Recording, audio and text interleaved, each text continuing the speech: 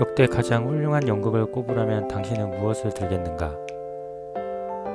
뉴욕의 연극계를 선도하는 비평가들이 비밀투표로 역대 가장 훌륭한 연극 10개를 선정했을 때 1위의 영예는 300년도 더 된 고전 햄릿에게 돌아갔다. 그 다음 자리는 맥베스도 리어왕도 베니스의 상인도 아닌 비 레인이었다.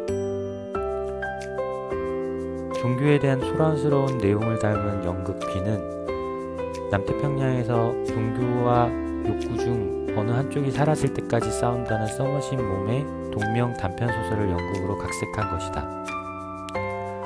몸은 비로 4만 파운드를 벌어들였다. 하지만 그 희곡을 쓰는 데는 5분조차 걸리지 않았다. 그는 원래 세디 톰슨이라고 하는 단편을 썼으나 흡족하게 여기지 않았다. 하지만 어느 날 시인 존 콜턴이 그의 집을 방문해 하룻밤 머물렀고 잠들기 전에 읽을 것을 달라고 요청했다.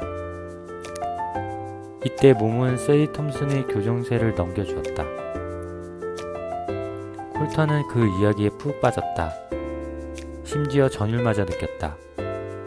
그는 침대에서 나와 바닥을 서성이며 이 이야기를 연극으로 만들어보면 어떨까 상상했다.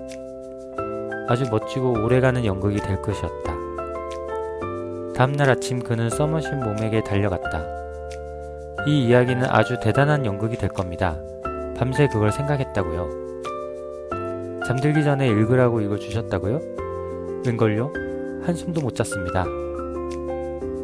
하지만 몸은 딱히 깊은 인상을 받지 못했다. 연극? 그가 거친 영국식 억양으로 물었다. 그래, 그렇지만 좀 변태적인 연극이 되지 않겠나? 흥행은 끽해야 6주 정도 가겠지. 이야기는 정말 거들떠볼 필요도 없네. 정말로 그래.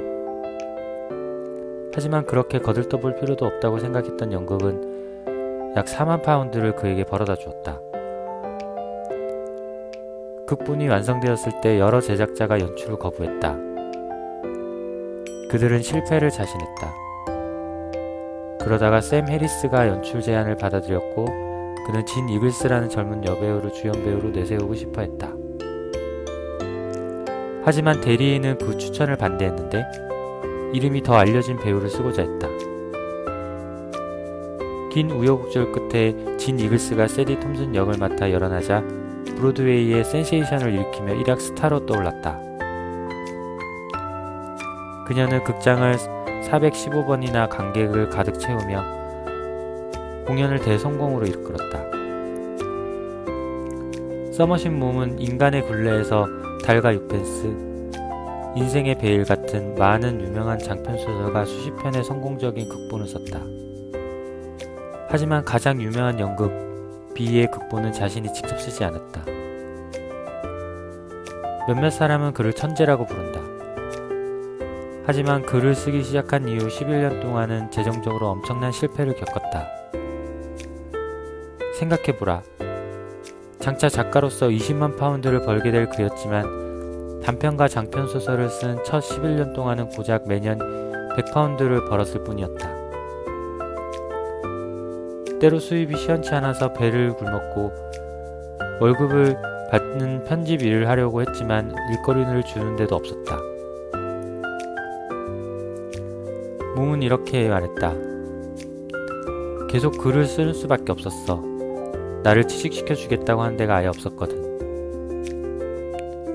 당시 친구들의 말 맞다나 몸이 글을 쓰는 일은 바보 같아 보이기 충분했다. 의과대학을 졸업해 의사 자격증이 있는 그였기에 친구들은 소설 쓰기는 그만두고 의사 직업을 개업하라고 야단이었다.